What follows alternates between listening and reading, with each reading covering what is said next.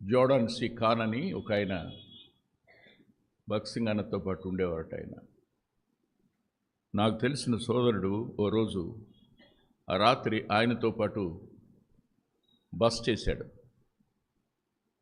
తెల్లవారుజామైందట. By 3కి లేచాడు ఆయన.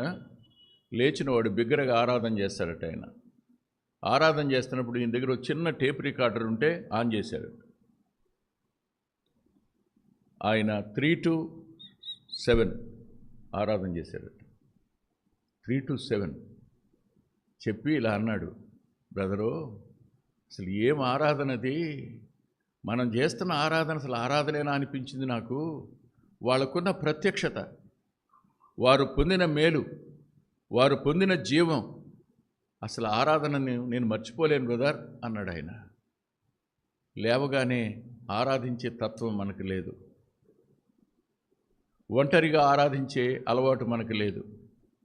అంతేకాదు సహవాసంలో ఆరాధించే వాళ్ళంగా కూడా లేవు.